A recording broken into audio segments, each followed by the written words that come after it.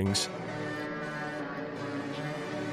that are right out of grasp, that are right above my threshold, and continuing to do that to like lift the weight, to build the muscle, to break it down and do it over and over again, because like that's what creates the character traits that are the man that I want to be.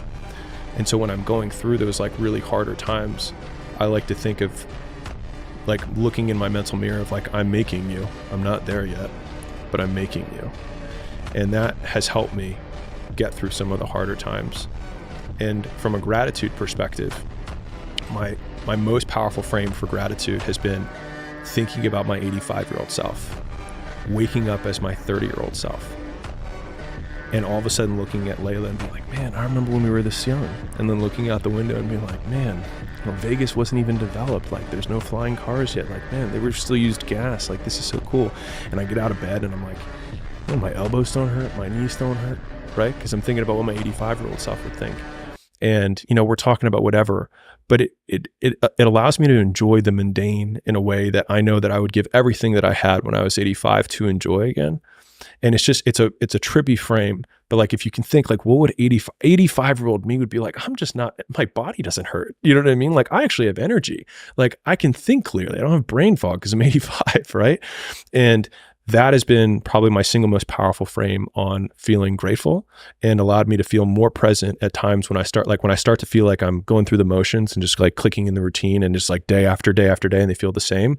That's been my biggest slowdown, where I can pull the reins and be like, and mind you, it lasts a few minutes. But when I think back on the days where I use that frame, the part of the day that I remember is just the few minutes that I use it. So I did this episode with Sam Harris. Yeah. A lot of people have problems with Sam Harris. I found the time that I spent with him unbelievably enjoyable. I sat opposite him and a couple of times caught myself thinking, I am having so much fun doing this. And he said this thing, and I really wish that I'd asked him another question. I should email him about it.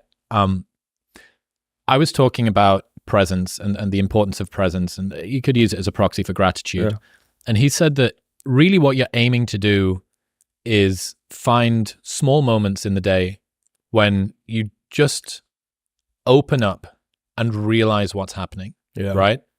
Conor McGregor won the featherweight title twice because he won the interim because Aldo was injured, right? And then he won against Aldo. And somebody asked him, what are you going to do differently this time again before the Aldo fight that you didn't do against in the Mendes fight? He says, this time I'm going to be present. And there's this photo of him, and he stood like this at the weigh-in, and you've got this entire stadium in front of him, and he stood like that. He said the first time he did it, he couldn't remember it because he was just drowning in what was next. Yeah.